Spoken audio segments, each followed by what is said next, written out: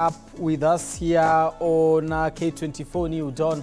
My name is Brian Amwai, and once again we are here ready to bring you up to speed with what you're waking up to.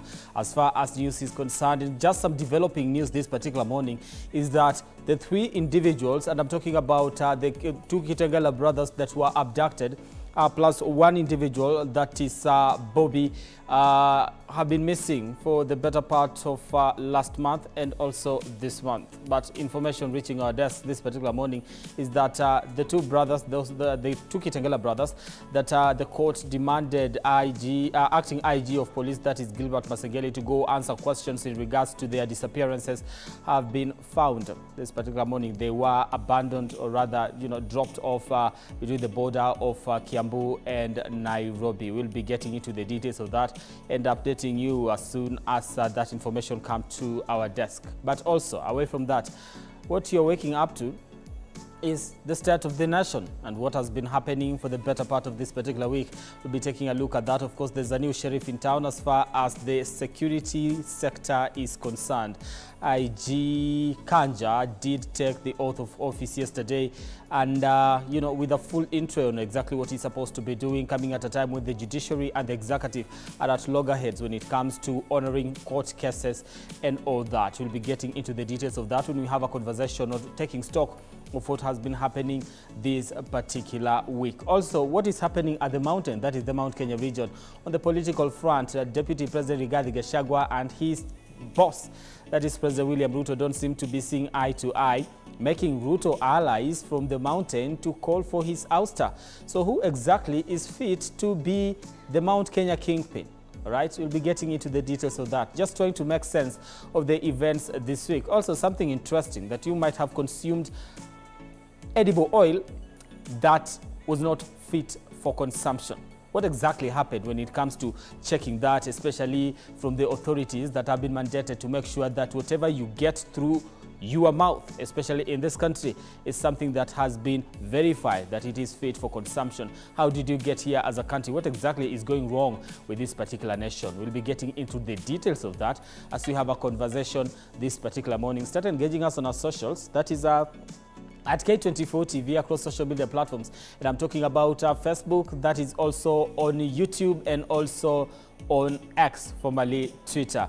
We'll be sampling your feedback as we continue with the program. Not tonight, morning. That's what happens when you do evening and morning. And also at my social media handles, that is at Amwai Brian. But before we get into that, I want us to take a look at what is happening in the news world. Then later on, we'll also be taking a look at what is happening as far as the newspapers are concerned. All right, so let's take a look at what you're waking up to as far as news is concerned this particular morning.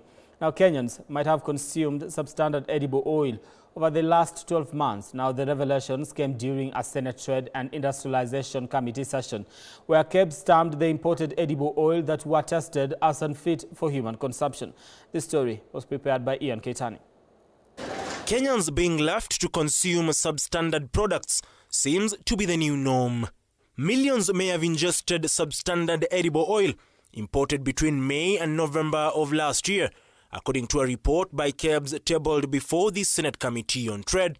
During this period, 73 consignments were imported, with 44 approved for sale to the public, having had the certificate of conformity. Where it is written approved, it means the consignment got into the country and was approved as per the certificate of conformity that accompanied the consignment.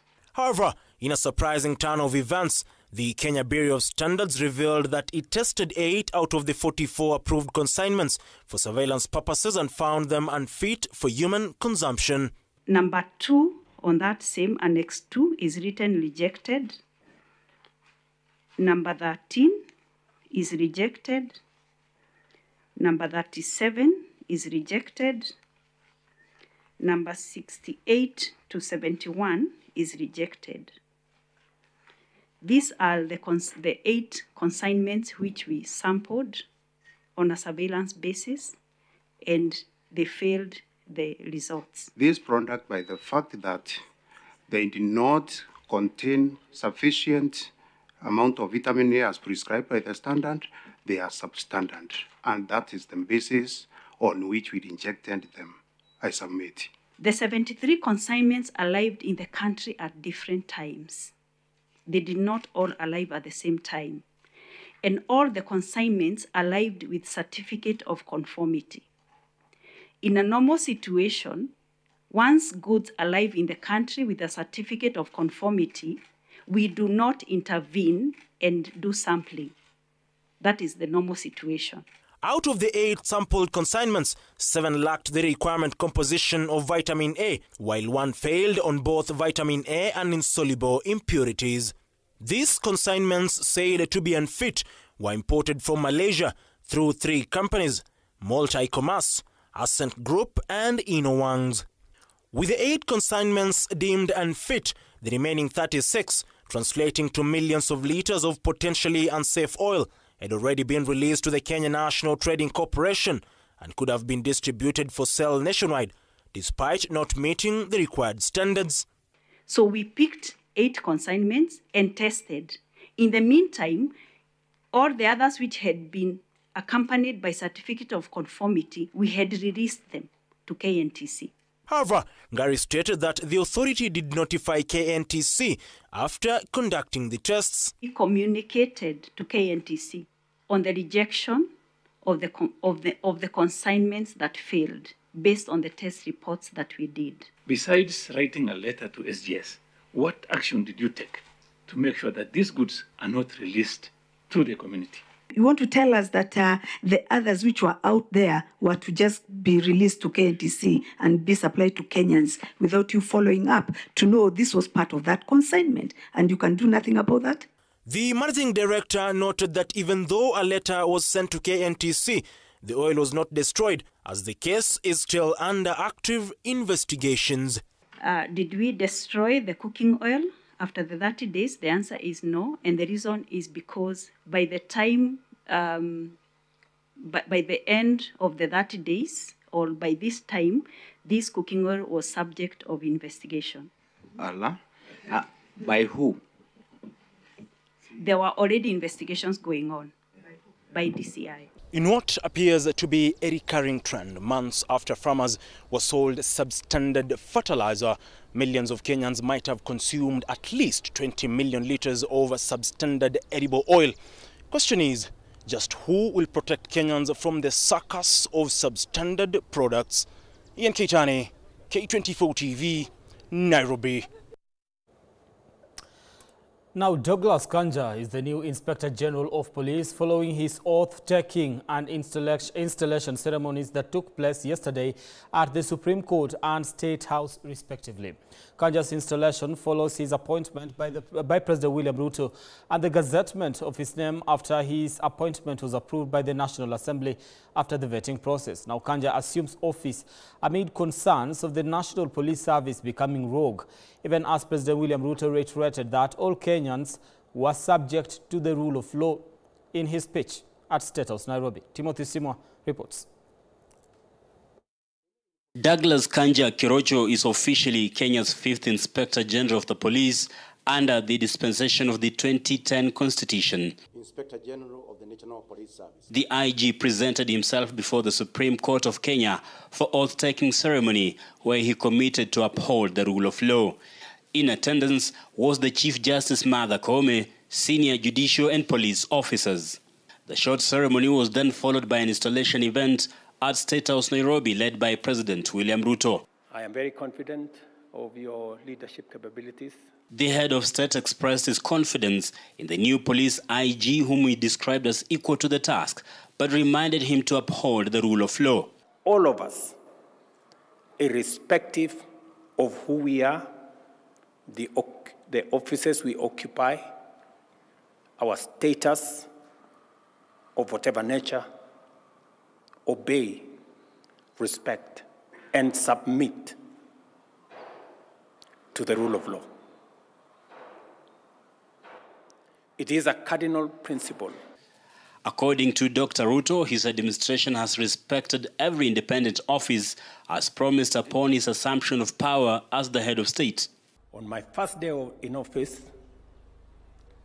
I signed the necessary instruments to ensure that our National Police Service have their operational independence and financial independence for them to discharge their responsibility and mandate in accordance with the Constitution without any interference, manipulation, intimidation, delay, or whatever other interference from any quarter. But this is not a position many, especially from the civil society, would agree with the president. Kanja's installation is coming in the face of escalating bad blood between the National Police Service and the judiciary following the sentencing of outgoing acting police IG Gilbert Masengeli for contempt of court. Civil society groups have raised alarm over increasing cases of kidnapping, forced disappearances, intimidation of judicial officers and government critics. Masengeli's sentencing will be Kanja's litmus test upon assumption of office today, as the court declined to suspend his deputy's 6-month jail term. I am going to dedicate myself and work closely with all stakeholders to ensure that the National Police Service delivers on its mandate efficiently, effectively, and within the frameworks of the law. Your leadership must now reflect the values and principles enshrined in our Constitution, including social justice, the rule of law, and accountability. Will Kanja break the jinx and successfully serve his term to completion, unlike his two immediate predecessors, Japheth Koome and Hilary Mtambai, who left the office rather unceremoniously? Timothy Simwa, K24 TV. Now, Acting Inspector General of Police, that is Gilbert Masengeli, who is now former, has finally caved in to Justice Lawrence Mugambi's directive and was willing to appear in court on yesterday to redeem himself. His request was, however, declined as Judge Chacha Mwita directed that he appears before Judge Lawrence Mugambi since he was unavailable on that particular day. Now, this notwithstanding, civil society groups continue to push a citizen's arrest of Masengeli as well as the prosecution of officers on record violating the rule of law. David Kagina now reports. In a dramatic turn of events, the Acting Inspector General of Police Gilbert Masengeli, through his legal representatives, has informed the High Court that he is now willing to appear before Justice Lawrence Mugambi to face contempt of court charges.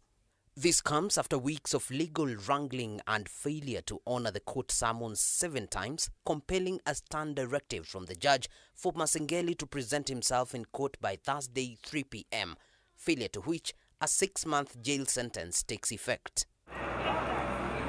With the deadline set to elapse on Thursday, Advocate Cecil Miller and Steve Ogola, representing Masengeli, told the court that their client was available to appear as directed between 12 noon and 2 p.m. However, as fate would have it, the file would land before Justice Chacha Mwita, as Judge Mugambi was involved in a different matter as part of a bench. Masengeli's legal team pleaded with the court to expedite the process, citing the imminent deadline for the 6-month jail sentence. And I quote, "We are earnestly requesting that you provide direction so that we can appear before Judge Mugambi today." End of quote. However, Justice Chacha Mwita declined the request and instead decided to defer the matter to Judge Mugambi for further instructions tomorrow, as the latter is currently engaged in a bench trial. This transpired amidst calls by civil society organizations to the just sworn-in Inspector General of Police Douglas Kanja to end impunity among police, pushing for the immediate arrest of at least 6 officers captured on camera assaulting Trevor Mureithi, a first-year student at Multimedia University, and seriously injuring him. We have witnessed unprecedented impunity in the running of public affairs, which has therefore affected the protection of civic and democratic rights in the country. Extrajudicial killings, arbitrary arrests and abductions by state actors have become far too common. We are affirming our stance that these violations must end. This, they say, should be extended to all officers in contravention of the law. Masengeli not excluded. This guy should go to jail. If the law is applicable equally to everybody, then this guy should not remain at the position at all. Should the CS fail to initiate the steps, we urge the public to initiate citizens' arrest against Masengeli. As Douglas Kanja takes office as the Inspector General, the fate of Masengeli lies in the hands of Justice Lawrence Mugambi. David Kagina, K24, Nairobi. Right, Kagina, away from that, or still on that matter, Inspector General of Police, that is Douglas Kanja, officially assumed office today amid rising tension pitting the policing authority and the judiciary following contempt of court by Deputy IG Gilbert Masengeli. All eyes are now on him as Kenyans wait to see how he will navigate the situation with a convicted deputy serving alongside him. Alan Owino reports. Following his sentencing for contempt on the 13th of September for failing to appear before Justice Lawrence Mugambi to give explanations over the whereabouts of the three men who abducted in Lolongo and Kitengela, Deputy IG Gilbert Masengeli's last-minute effort to avail himself for proceedings were turned down. Thank you. Okay. Speaking at the police headquarters during his inaugural speech as IG, Douglas Kanja affirmed the position of the National Police Service, saying a report had been made and that investigations had been launched into the same. What I've gotten from our officers is that we don't have the Kitengela 3 with us. But what I know is that a report was made and we have got an active investigation on the same. And we're also urging the people of Kenya, people of goodwill, anybody with any information can still be able to come forward and probably provide us with some more information. Accompanying the IG was DCI boss Amin Mohammed, who reiterated that the NPS was in no way involved in the abductions, assuring Kenyans that those found culpable upon completion of investigations would be dealt with decisively. When we talk about abductions, ladies and gentlemen, abduction is a penal code offense. An offense that we as officers of the National Police Service, we are supposed to deal with it decisively. Investigate, profile, and take the perpetrators or whoever is involved in abduction before court. It is unfortunate that we have received a lot of complaints regarding abductions. The National Police Service is not involved in any case of abduction. Our duty and responsibility is to make sure that whoever is involved in abduction is apprehended and taken to court. It remains to be seen whether or not the new Inspector General Douglas Kanja will stay true to his oath of respecting court orders and take action on Masengeli. All right, now two of those particular missing individuals have turned up. Just hours after he was sworn into office and said we did not have them.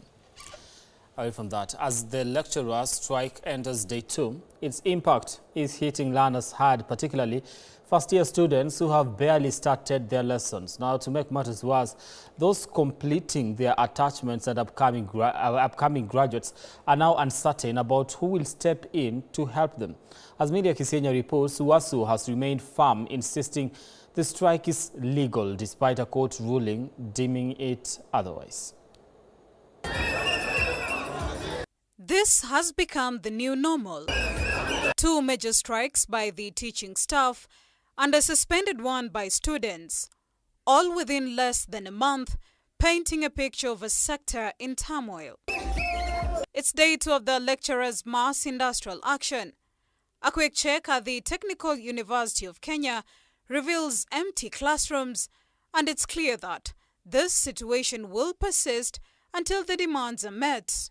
As the strike continues, university students share their frustrations. For Sally Mbeta, a first-year student at TUK, the reality is bleak. Sally looks hopeless and devastated. It's really painful, by the way. Like, you wake up in the morning, come to school, expect to be you are going to class, and you come just hang around.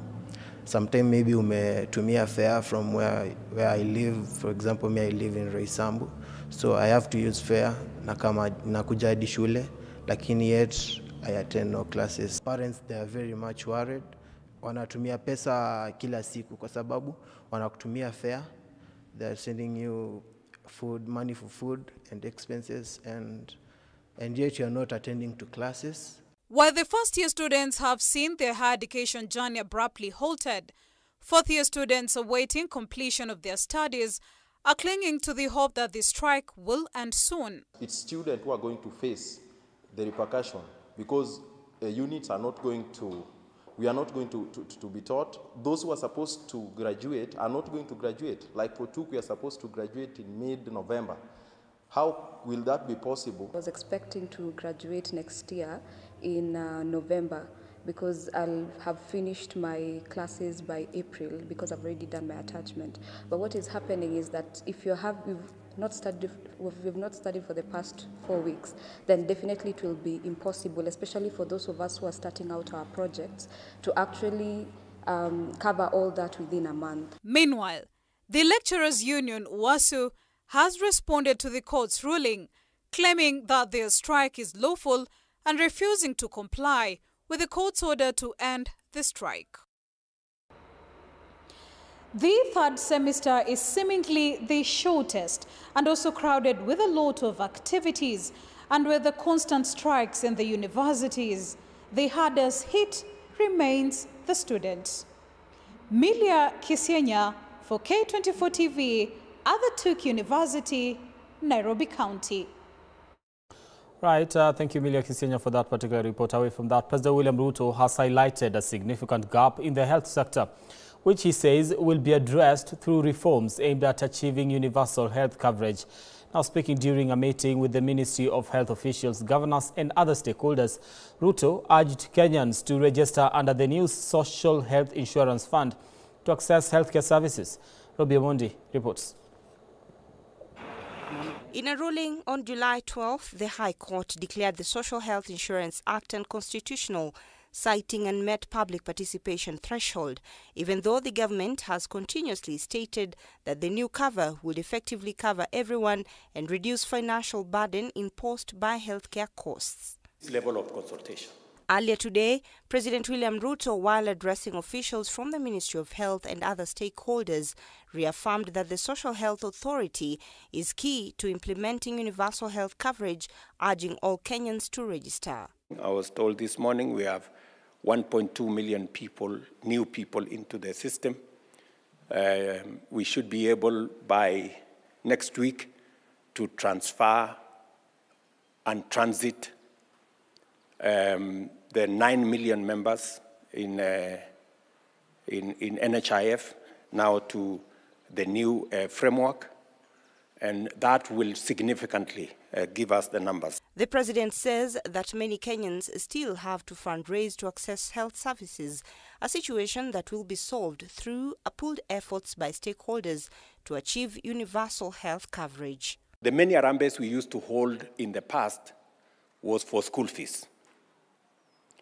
But after what we did around education, that problem has, there are no more harambes anymore about school fees. They are very, very exceptional situations. The only problem that we still have is harambes around matters health. And that is why it is important for us to solve this health puzzle. On August 16th, the government issued a circular instructing regional and county directors of education to ensure all parents register their children as dependents under the shift before the new school term begins. However, the High Court has put this on hold until the case filed by the Law Society of Kenya is determined on the 8th of October.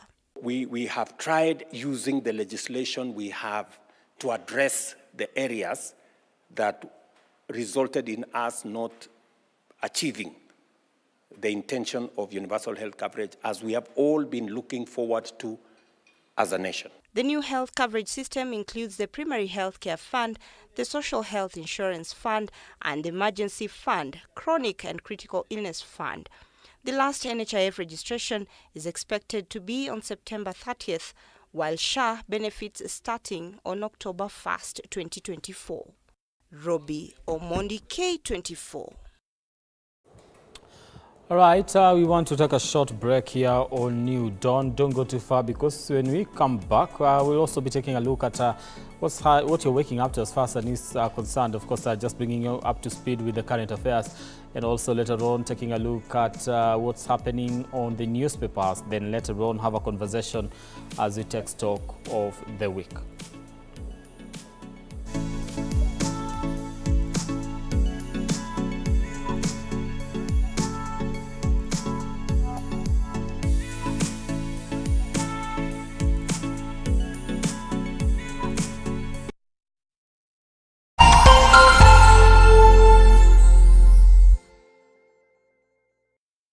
Are you a church and seeking